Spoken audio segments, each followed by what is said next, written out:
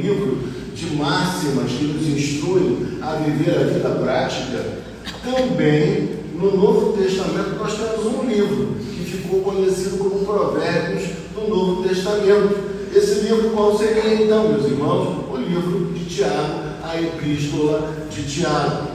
E quando a gente pensa nesse texto que nós acabamos de ler, Tiago, capítulo 3, versículo 13 e 8, nós chegamos à conclusão que Tiago, ele está voltando a um assunto que ele já havia começado lá no capítulo de número 1, versículos de 5 a 7. Então veja que Tiago agora volta ao mesmo assunto para trabalhar de maneira mais ampla, tá bom? Então lá no capítulo de número 1, versículos de 5 até o versículo de número 7, o texto diz: se porém algum de vós necessita de sabedoria, peça a Deus, que a todos dá liberalmente, e nada lhes impropera, e ser-lhe-á concedido. Peça, porém, com fé, em nada duvidando, pois o que duvida é semelhante à onda do mar, impelida e agitada pelo vento. Não suponha esse homem que alcançará do Senhor alguma coisa. Tiago vai tratar aqui de algo muito importante. Ele vai falar a respeito do domínio da língua. Então, esse é algo tão pequenino, mas que ele é profundamente difícil de ser adestrado, de ser dominado. A língua realmente, por vezes, nos faz falhar e pecar de maneira impressionante. Outra coisa importante que nós vemos aqui, ainda olhando para essa lembrança que Tiago está tratando sobre a sabedoria. E como é importante aquele que é sábio controlar a sua própria língua. E aí vai dizer mais ainda, que, na verdade, aquele que é sábio tem uma vida que, de fato, demonstra essa mansidão e esse controle em sua espiritualidade. Então, é isso que Tiago está mostrando para nós, que aquele que, de fato, é sábio, aquele que nasceu de novo, ele controla a sua própria língua e fala com sabedoria. A gente sabe que quem fala bastante, assim como os pregadores, eles são facilmente surpreendidos em alguma falta, né? Quem fala demais, quem se expõe demais como um pregador, ele de vez em quando se mete em alguma falha, em algum erro, algum equívoco. Mas uma coisa que o pregador e aquele que fala, aquele que se comunica, ele precisa ter, irmãos, é o seguinte: parar para ouvir. Sabe? Ele precisa ouvir muito mais do que fala. Não que falar seja ruim, pelo contrário, o dom da comunicação é algo extraordinário, é bom demais. Mas quando a gente fala, a gente também precisa ouvir. Eu fui uma vez pregar em uma igreja, e quando eu cheguei lá, que eu pude conversar com o pastor da igreja, ele não deixava eu falar nada, mas nem uma palavra sequer. E ele falava. Quando eu tentava falar alguma coisa, ele me brecava. Imperativo, não é? Prosseguia. E aí eu falei assim: não dá para conversar. Então o que eu vou fazer, irmãos? Eu vou deixá-lo falar. E aquilo que ele falar de bom, eu vou pegar para mim, vou capturar para mim, para o meu crescimento espiritual. É o que eu posso fazer aqui nesse exato momento. Mas Tiago vai mostrar para nós que nós temos um grande exemplo. E nós temos esse grande exemplo de sabedoria, de mansidão. Quem é o exemplo? Jesus Cristo. Jesus Cristo é um grande exemplo para nós de mansidão e de humildade. E quando a gente vê, então, Mateus capítulo de número 11, versículo 29, tomai sobre vós o meu jugo e aprendei de mim, porque sou manso e humilde de coração, e achareis descansos para a vossa alma, porque o meu jugo é suave e o meu fardo é leve. Então, o que nós vemos aqui em Mateus capítulo 11, versículo 28, que nós encontramos em Jesus Cristo o quê? Um grande modelo de espiritualidade. Nós vemos nele mansidão, nós vemos nele uma postura humilde. Portanto, ele nos diz de maneira muito clara: porque o meu jugo é suave e o meu fardo é leve. Eu sou manso e humilde Jesus, ele era manso e humilde de coração. Vamos voltar então a Tiago? Tiago diz assim para nós no versículo de número 13. Diz assim, capítulo 3, versículo 13. Quem entre vós é sábio e inteligente, mostre em mansidão de sabedoria, mediante condigno proceder às suas obras. Tiago vai dizer para nós que existe uma marca de todo aquele que de fato é sábio e que ele é inteligente também. Ele vai mostrar no seu proceder, no seu dia a dia, um comportamento que seja o quê? Manso, tranquilo.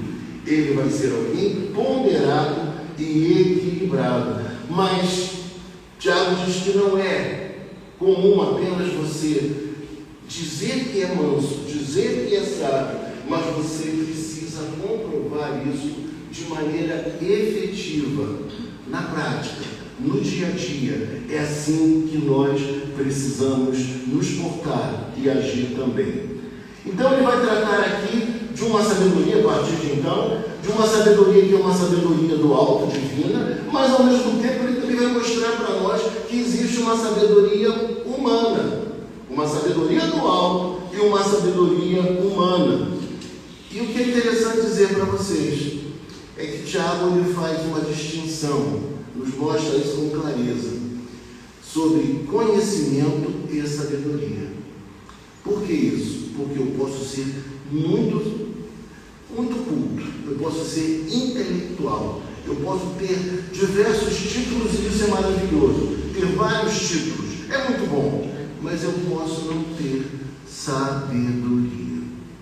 E a sabedoria que ele fala aqui não é uma sabedoria humana, é uma sabedoria que esteja apenas na nossa cabeça, na nossa mente, mas uma sabedoria que ganhe a prática, o dia a dia da nossa existência. Porque por vezes nós pensamos que uma pessoa sábia seria aquela pessoa que tem muito conhecimento intelectual e nos enganamos profundamente quando pensamos assim.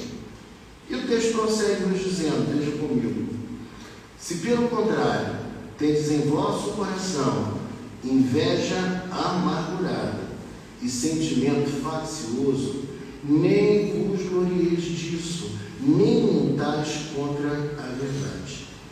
Tiago está escrevendo para um grupo de pessoas que se julgavam muito sábias, pessoas que se julgavam muito inteligentes.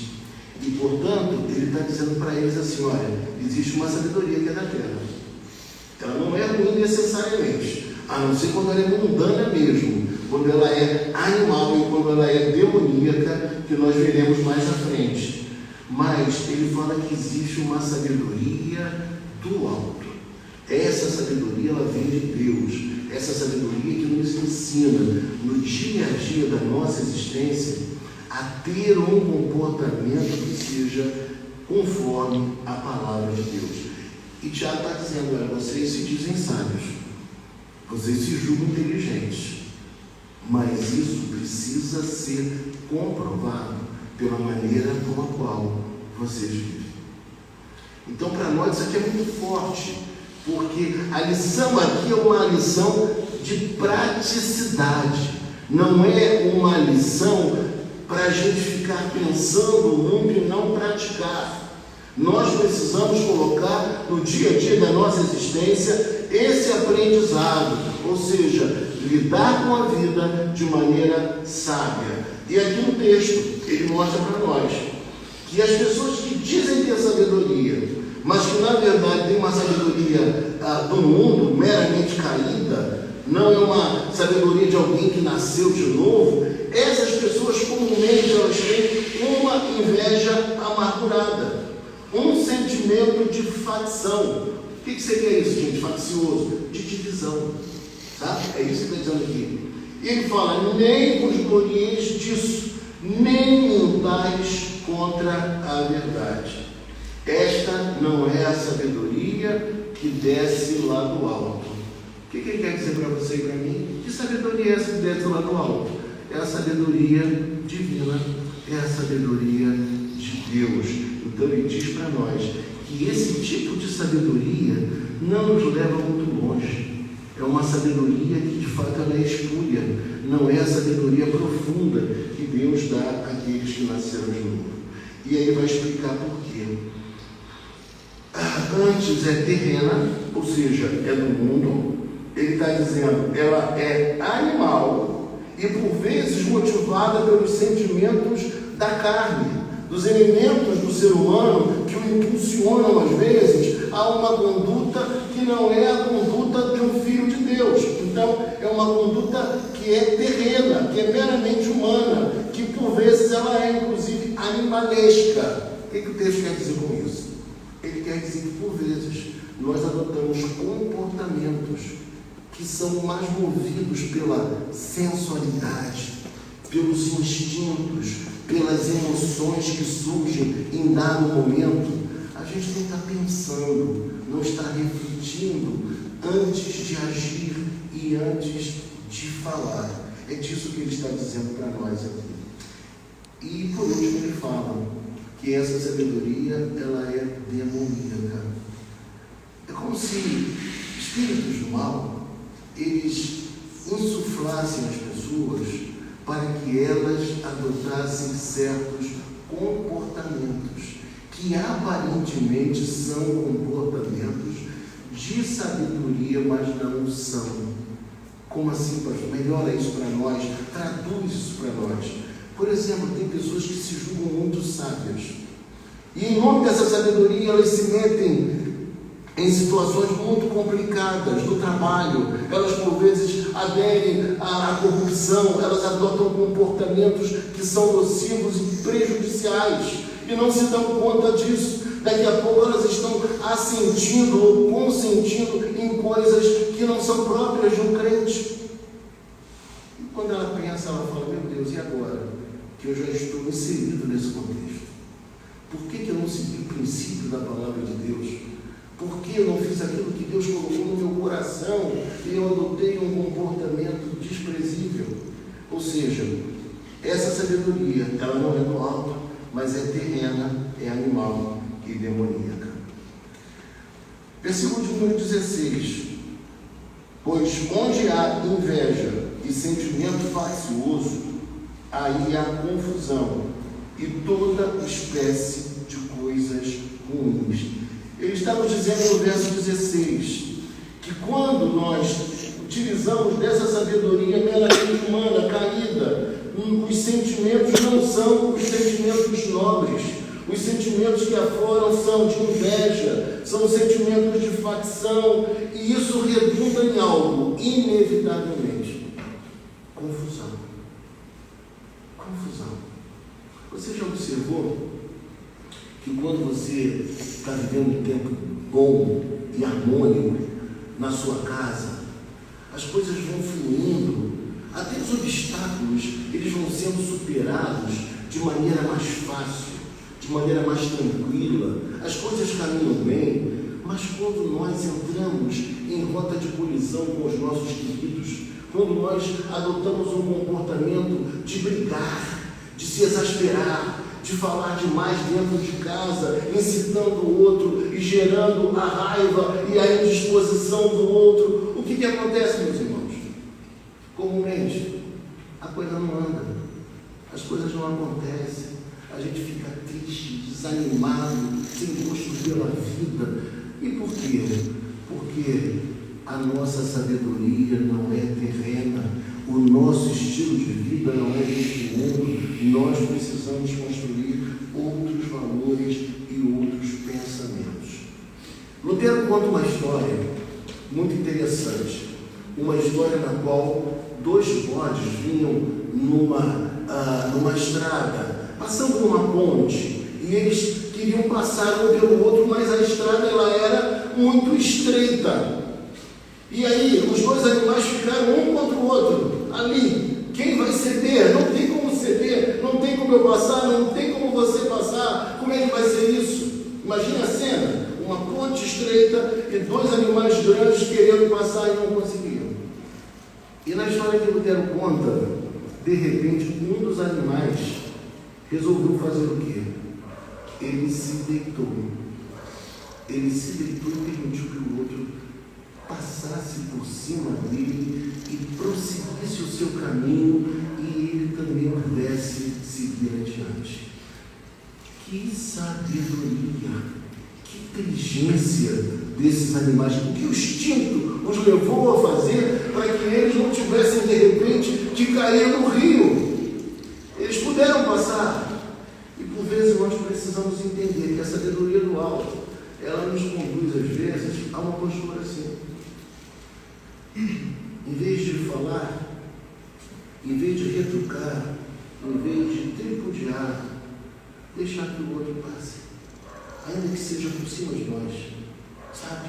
Porque a tendência normal seria a gente colidir, seria a gente brigar, seria a gente criar um clima difícil ali, mas deixa passar, deixa seguir, e depois a gente vê como vai ficar. Porque quando a gente age assim, e não age no arroubo das emoções, a gente não perde quem a gente ama, a gente não perde quem é valoroso para nós, quem a gente gosta, quem a gente admira, quem a gente valoriza. E uma das posturas daquele que tem a sabedoria da terra é valorizar o outro. E nesse processo de valorização do outro, nós precisamos fazer aquilo que hoje chamam de empatia, mas eu preferi, eu não gosto desse termo, que ele se tornou assim um jargão, não me agrada muito esse termo hoje. Mas eu usaria um termo mais difícil, mas você conhece, você vai gravar. Eu usaria o termo alteridade. Alguém aqui já ouviu essa expressão, alteridade? Não? Nunca ouviu? Alteridade é você se colocar no lugar do outro. É você se pôr na situação do outro e falar: meu Deus, por mais que o outro tenha me ofendido, por mais que o outro tenha me desagradado, me julgado mal, eu preciso me colocar no lugar dele e imaginar o que ele pode estar passando, ou sofrendo, ou vivenciando. Esse é um exercício de alteridade. E diria para você, um exercício de espiritualidade não terrena, mas um exercício de espiritualidade do alto. Talvez na semana que se inicia, você vai precisar adotar a alteridade espiritual. Você vai precisar se colocar no lugar do outro, aquele que de repente, num momento infeliz, possa estar contra você, possa estar brigando contigo, se dispondo contra você. Então, é esse exercício de alteridade que marca aquele que tem a sabedoria do alto. E quando nós agimos assim, nós saímos mais fortalecidos como pessoa, nós saímos mais fortalecidos como família, e nós saímos mais fortalecidos como irmãos. Então, é essa espiritualidade que Tiago está tratando. São de coisas do dia a dia, porque não adianta eu ser espiritual, como alguém disse, não adianta eu amarrar um demônio que ninguém está vendo, que está nas alturas, que ninguém está enxergando ele, mas eu não consigo amarrar o demônio que pode prejudicar as nossas relações, que por vezes é a falta de sabedoria. A sabedoria, ela é fundamental para que as nossas relações prossigam bem. E aí o texto diz: a sabedoria, porém, lá do alto, é primeiramente pura. Ela é primeiramente pura. O que quer dizer? Ela é pura em atos, ela é pura em comportamentos, ela é pura também em pensamentos. E eu diria para você, ela é pura em palavras. A sabedoria do alto te conduz a falar de maneira adequada, a pensar da maneira certa, a também agir da maneira que todo aquele que é eleito deveria agir. Então essa sabedoria, queridos, ela difere muito da sabedoria. Ela difere muito da sabedoria terrena. É um outro grau de sabedoria. Agora vamos ver se a gente não vai errar agora a passagem. Mateus 7, 12. Vamos ver.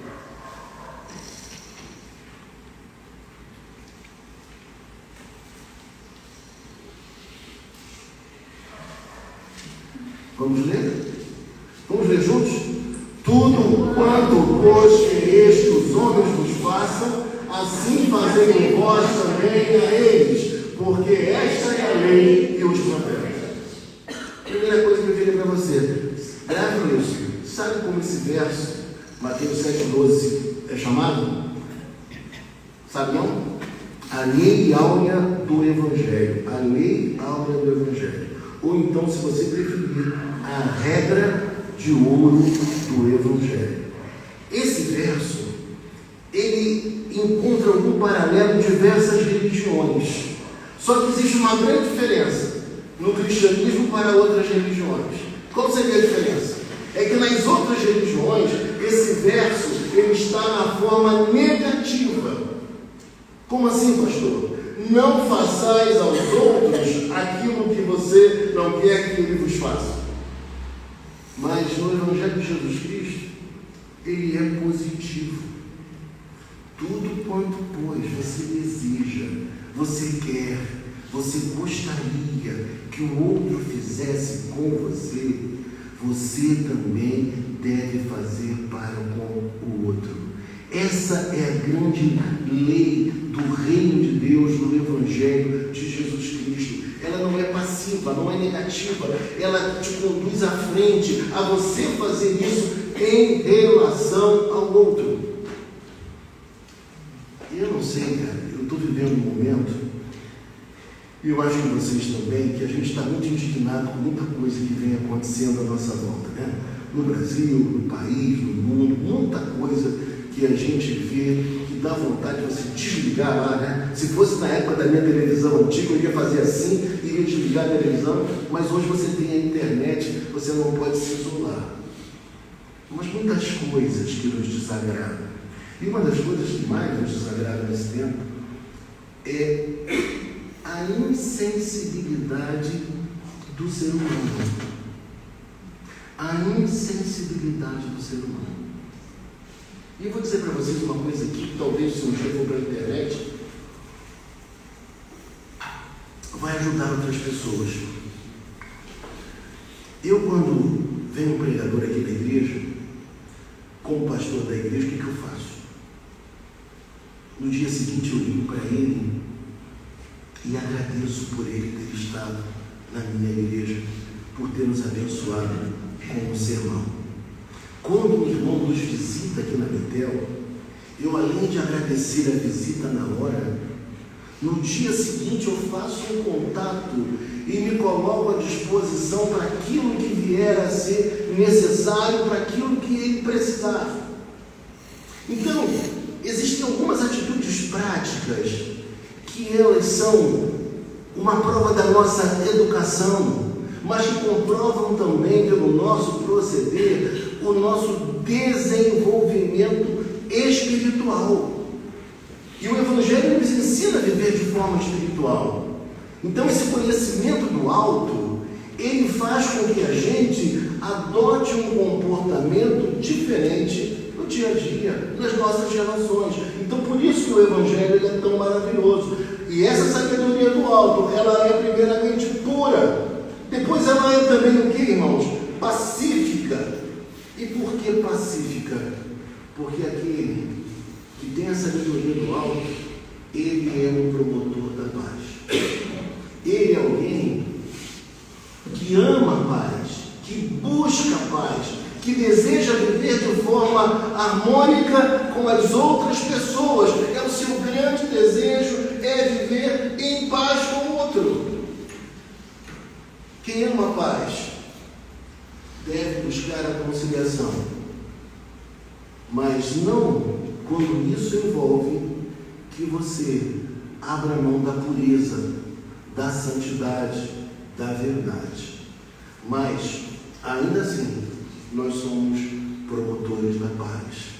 A sabedoria desse tempo não é uma sabedoria, a sabedoria desse tempo é uma sabedoria agressiva, de guerra, de beligerância, mas a sabedoria divina, ela é uma sabedoria conciliatória, ela é uma sabedoria que busca a paz, que está estabelecida com base na palavra do Senhor. E aí eu preciso fazer mais uma análise aqui. Eu tenho visto nesses dias, e você vai concordar comigo, uma dificuldade muito grande daqueles que são masculinos. Você me entende? Vou tentar te falar de forma bem suave, porque está indo para a internet a nossa mensagem. Mas aqueles que são masculinos, de adotarem uma postura máscula. Mas quando eu falo postura máscula, eu não estou falando de soco, de briga, de violência. Não! Mas postura de homem, de assumir responsabilidades, compromissos. Lembro-me de um rapaz que, espero que não tenha ninguém aqui nessa situação, nessa manhã. Lembro-me de um rapaz que ele já namorava a moça por 8 anos. Namorava a moça por 8 anos, ele crente e ela crente. Tudo bem que os dois tinham uma situação difícil, não eram ricos. Eu falei, por que você não casa com ela? Assuma uma postura. Você já está 8 anos namorando, que namoro é esse? Você é crente. Não é bom ficar tanto tempo. E aí eu tomei aquela atitude de falar, porque ele não assumia a sua responsabilidade como homem, de sair da casa dos pais, porque era cômodo, e fazer o quê? Viver a sua própria vida, a sua própria realidade. Esse é um ponto. Mas existe um outro também. Existem alguns programas que, inclusive, muitos jovens veem na internet, um programa que fala sobre masculinidade. Ou seja, nós estamos vivendo uma época que o ódio precisa ser costumeiramente, reiteradamente falado, porque o óbvio não está sendo vivido por ninguém. E aí tem um programa que vocês devem saber aí o nome, a galera deve saber o nome desse programa. Fala baixinho para eu poder saber se é esse mesmo. Hã? É esse aí. Bom, ele falou bem baixo. Então, depois eu falo para vocês. Existe um programa que ensina o homem a ser homem. Mas não aprendeu em casa? Não aprendeu com o pai e com a mãe? Não aprendeu com o pai e a mãe? E aí quando você vai ver o programa? Eu falei, eu quero ver, eu tenho que me atualizar. Eu vejo, fui lá assistir. E o que eu pude perceber? Que a construção da masculinidade proposta por esse programa não é a masculinidade bíblica. Ou seja, o homem tem que ser um bruto, o homem tem que ser agressivo, tem que ser mulherengo, o homem tem que provar a todo tempo que ele é macho, ou seja, coisa de gente mal resolvida. Porque a Bíblia, por um lado, nos ensina a masculinidade bíblica, que ao mesmo tempo nos leva a agir com firmeza, a enfrentar as dificuldades da existência, a manter uma família, mas ao mesmo tempo a ter a docilidade que nós vimos, por exemplo, em Jesus, que nós vimos, por exemplo, em Moisés, um homem manso, um homem terno. E eu falei, essa proposta desse programa não serve para mim, não serve para os crentes, deforma a visão cristã da masculinidade. Então nós estamos vivendo um tempo assim, e o paradigma, às vezes, adotado por nós cristãos, é um paradigma não do alto, mas um paradigma da terra, mundano, humano, animal e pervertido. E aí o texto prossegue dizendo que essa sabedoria do alto, ela é indulgente. Essa versão nossa, ela traz palavras difíceis, não é? Indulgente, pouca gente sabe o que significa. Mas eu diria para você que nos faz perdoadores. Gente, e para mim a prova de que alguém é crescido espiritualmente, seja mulher, seja homem, é a capacidade dada por Deus, somente Deus pode dar, da gente perdoar o outro. Essa capacidade, ela é dada por Deus. Porque quando nós somos ofendidos, quando nós somos desconsiderados, existe uma tendência, aquele resquício do velho homem, da gente se insurgir na mesma medida. E é nessas horas que a gente tem que baixar a bola. É nessa hora que o sábio, até aquele que fala demais, ele deve fazer o quê? Ficar silente. É assim que deve agir. Então, essa sabedoria do alto, ela é indulgente, ela é tranquila, ela é perdoadora. O homem, por ser homem, ele não deixa de ser um cavalheiro. Ele continua sendo um cavalheiro. E ele é homem, não deixou de ser homem, mas ele é um cavalheiro. E aí, eu nunca me esqueço. Eu estava estudando na UF, cursando antropologia. E um belo dia, já contei, eu acho isso aqui. E eu fui pegar a condução para ir até o centro, para ir para a praça. E quando eu vou tomar o ônibus, vem uma moça, uma jovem. E aí o que eu fiz, irmãos? Um homem de 50 anos de idade. Eu me afastei e fiz assim, para que ela pudesse subir, acender o ônibus. Quando eu fiz isso, irmãos, ela me olhou com uma cara. Só faltou a dizer para mim, antiquado, misógino, ou alguma coisa que vale, alguma coisa parecida. Porque esse tipo de ação, de hábito, hoje já não é mais comum e por vezes não é nem mesmo bem visto pelas pessoas. A cultura completamente diferente. E quando eu olho para esse texto, o texto fala mais ainda que essa sabedoria do alto, ela é tratável, ou seja, ela é conciliadora, ela é gentil, ela é conciliadora e ela é gentil. Eu não sei se alguém ajuda você na sua casa. Lá em casa não é ninguém que me ajude, mas às vezes você tem alguém na sua casa que te ajude. Né? Gente, tem que tratar bem essa pessoa. Tem que tratar com amor. Pessoas que se dedicam muito, que trabalham bastante, que geralmente vêm de longe. A gente precisa ter respeito por essas pessoas. Isso é espiritualidade cristã. Eu nunca me esqueço de uma situação em que uma mulher muito rica, ela tinha recebido um aumento enorme. Sabe aquele prêmio que a pessoa recebe? Não é nem só um reajuste, mas um valor enorme de aumento. E a sua empregada, que hoje chama de secretária, né? A gente chama de secretária, não é mais empregada. Ela teve um aumento de apenas R$100 a mais. Aí você fala, mas tão pouco. Mas para quem ganha 1.000 e pouco, R$100 a mais é um excelente valor para aquela pessoa. E a patroa disse que não poderia dar. E ela havia recebido uma proposta para ganhar R$100 a mais, apenas. Só que para ela faria uma grande diferença no seu orçamento. E já que a patroa não quis conceder um aumento para ela, sabe o que ela fez? Ela foi para outra casa para ganhar apenas R$100. E aquela senhora perdeu uma ótima empregada, uma mulher dedicada, honesta, alguém que ela podia confiar e confiar nos seus filhos, o seu bem mais precioso.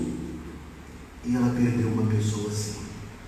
E às vezes nós, por não termos essa capacidade de grandeza, de generosidade, a gente é capaz de perder pessoas muito especiais, porque não olhamos para elas, porque não as valorizamos, porque não as apoiamos e perdemos pessoas de valor.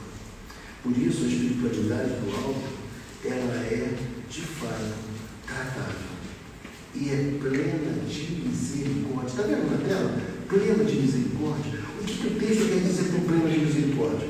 Quer dizer que uma misericórdia muito ampla.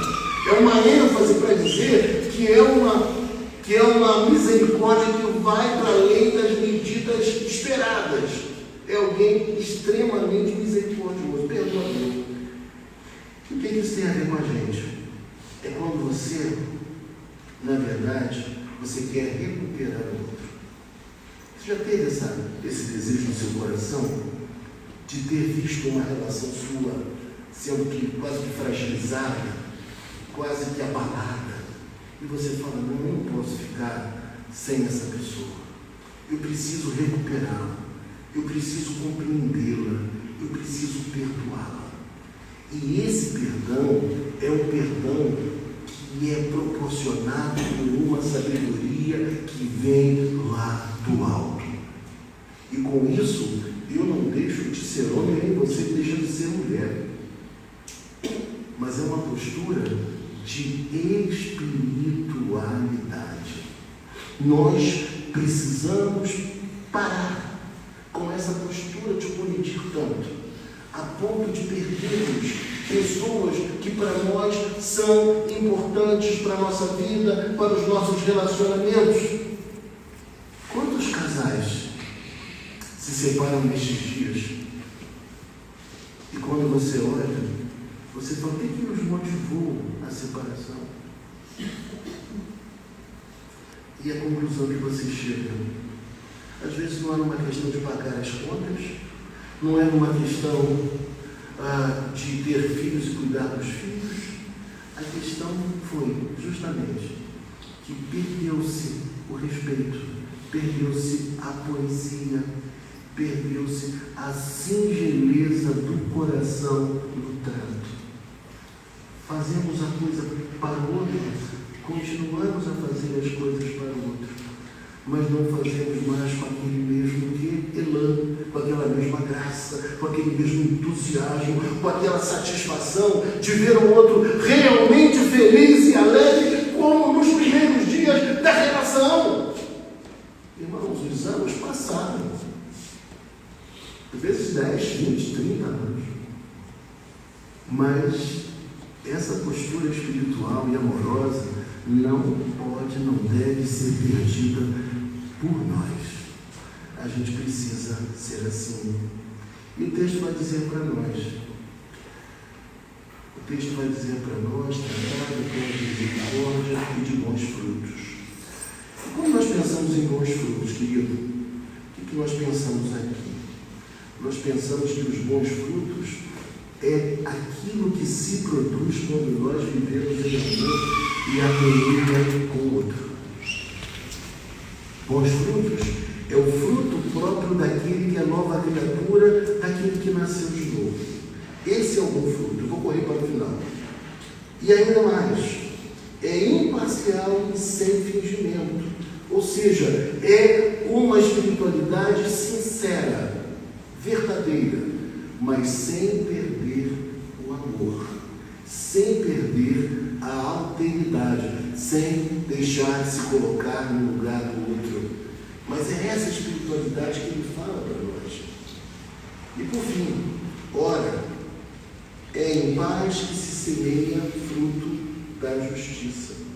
É em paz que se semeia fruto da justiça para os que promovem a paz. Ele está dizendo para mim e para você uma coisa muito importante aqui, meus irmãos, que essa semeadura, ela precisa ser produzida em paz, com tranquilidade, em amor, em respeito. Eu não sei se você aqui é como eu gosto muito de azeite. Tá? Tem azeite diferente. Se você um dia quiser me dar um presente, me dê um azeite, eu vou ficar muito feliz. Mas eu fui estudar, fui pesquisar. Vocês sabiam que em Minas Gerais há a produção de um excelente azeite brasileiro premiado lá fora? Alguém sabia disso? Sabia, né? Sabia não? Um excelente azeite premiado lá fora. E vocês sabiam? Quem é de Minas está feliz comigo agora. Olha, o pastor falando com azeite lá de Minas Gerais, e é do interior de Minas. Você sabe o que acontece? Sabe como é que esse azeite ele é cultivado, gente? Você sabe? Não? Tem ideia não? Se coloca música clássica. Então, as oliveiras, elas vão se desenvolvendo, o solo lá é bom de Minas Gerais para isso, e elas vão se desenvolvendo melhor ao som de uma música clássica.